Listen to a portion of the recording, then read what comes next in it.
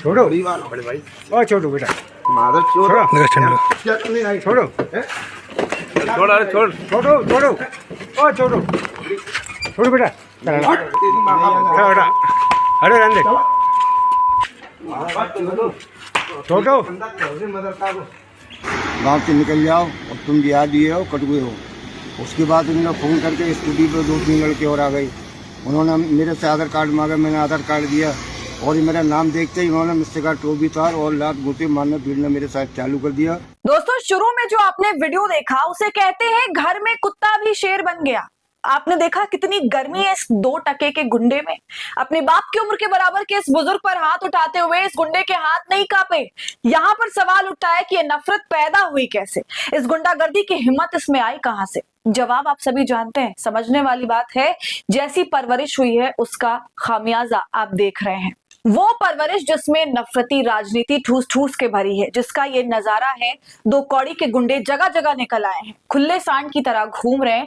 ये गुंडे गली मोहल्ले सड़कों को अपनी जागीर समझते हैं। इन्हें लगता है कि इनके सर पर ऊपर वाले का हाथ है, तभी तो ऐसी गर्मी देखने को मिल रही है। दोस्तों पता नहीं क्या हो गया इस मुल्क को। टोपी देखिए और शुरू हो जाते हैं। इसके एक एक थप्पड़ का आगे हिसाब लेंगे, लेकिन सबसे पहले आप इनका परिचय देख लीजिए। इनका नाम है अक्षय उर्फ छोटू। कहा जा रहा है कि ये बजरंग दल का कार्यकर्ता है। अब समझ ही गए होंगे कि इसके शरीर पर चर्बी और गर्मी आई कहां से है। कोई रोक भी नहीं रहा है, पीटते चले जा रहा है। रोकेगा कौन दोस्तों, जब समाज के नस नस में नफरत का जहर फैला दिया गया हो। तो फिर ऐसे गली के गुंडे बजरंग दल का कार्यकर्ता बनकर सड़क पर गुंडागर्दी करते हुए ही तो दिखाई देगा।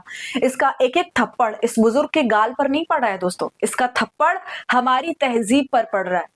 आगे की तस्वीर तो और भी हैरान करने वाली है। आप ये देखिए, थोड़ी दूर पर बुजुर्ग आगे बढ़ता है और फिर टोपी उतरवाने का मतलब क्या है। यहाँ कितनी नफरत करते हैं ऐसे गुंडे दाढ़ी टोपी वाले से। थोड़ा अगर यहाँ पे सीन में बदल के आपको बता दूं, थोड़ी देर के लिए आप ये सोचिए कोई पगड़ी वाला ऐसे ही मुस्लिम बस्तियों में जाए और उसे बिना बात का थप्पड़ ऐसे ही उधर से कोई गुंडा लगा दे और फिर बोले पगड़ी उतार। तब क्या टोपी और पगड़ी इज्जत का प्रतीक होती है? और बिना बात ऐसे किसी को थप्पड़ मारोगे और बोलोगे टोपी उतारो। इसी पगड़ी और टोपी के लिए दोस्तों लोग कटने मरने के लिए तैयार रहते हैं और बीच गांव में ऐसी बेइज्जती हो रही है। अब ये भी आप जान लीजिए कि आखिर हुआ क्या। दरअसल 15 फरवरी को दोपहर बदायूं के इस्लाम नगर थाना इलाके रुदायुन कस्बे में ये गली का गुंडा अपनी स्कूटी से जा रहा था। 3 यहाँ पर लोग जो है वो खड़े हुए आपस में बात कर रहे थे। इसने हॉर्न बजाया। आरोप है कि इन तीनों ने इसके हॉर्न को अनसुना कर दिया। बस इसी बात पर ये थप्पड़ पर थप्पड़ मारना शुरू कर देता है। अब आप ये सोचिए कि ये 3 जो देखने में अलग अलग धर्म मजहब के दिखते हैं, अगर इस गुंडे के मजहब के होते तो क्या ये इतनी हिम्मत दिखा पाता? अगर हिम्मत दिखाता तो तीनों यही मिलकर इसका पक्का इलाज कर देते। लेकिन दोस्तों इसको पता है कि टोपी वाला दाढ़ी वाले के खिलाफ देश में हमारे एक माहौल बना हुआ है। इसको मारेंगे पीटेंगे तो कोई क्या ही कर लेगा। लेकिन ऐसे गुंडे आखिर ये बात भूल कैसे जाते हैं कि कानून अभी इतना भी कमजोर नहीं हुआ। अब्दुल सलाम नाम के पीड़ित शख्स ने FIR दर्ज कराई। जी हाँ, माहौल में दहशत फैलाने के बाद अक्षय और छोटू को बख्शा नहीं गया। इसके खिलाफ FIR हुई। पुलिस ने मजिस्ट्रेट के सामने इसे पेश किया और जेल में भी डाल दिया। दोस्तों ऐसे गुंडा एलिमेंट को सबक सिखाने के लिए मुझे नहीं लगता कि ये काफी है। इन्हें कड़ी से कड़ी सजा मिलनी चाहिए ताकि इस तरह के मामले नजीर बन करके पेश हों और ऐसे गुंडों की हिम्मत में कमी आए। पूरे मामले में जो मुस्लिम बुजुर्ग हैं वो दहशत से भर जाते हैं, रहम की भीख मांगते हैं, लेकिन बदले में उनके साथ बदतमीजी की जाती है दौड़ा दौड़ा के।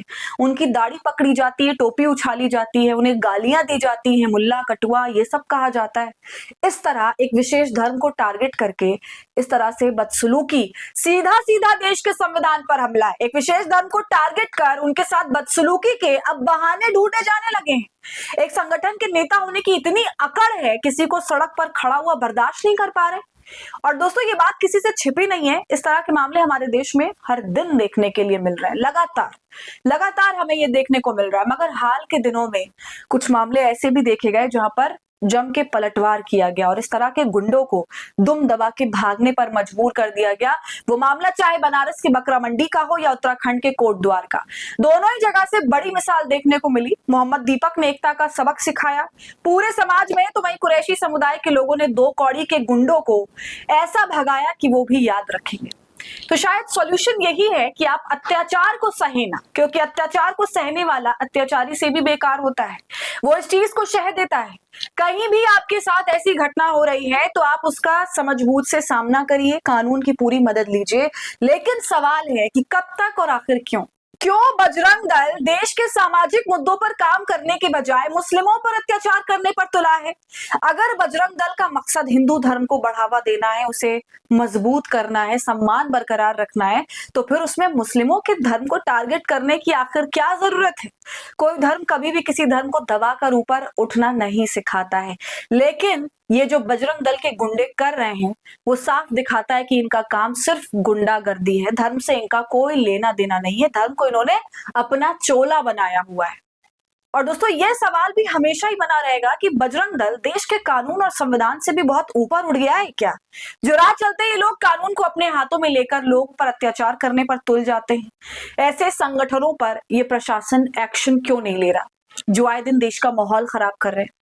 पूरे मामले पर आप दोस्तों बताइए कि आपका क्या कहना है, आपकी राय क्या है, कमेंट कर हमें जरूर बताएं। वीडियो को लाइक और शेयर करें। खबर अड्डा को ऐसी तमाम अपडेट्स के लिए यूट्यूब पर सब्सक्राइब कर लें।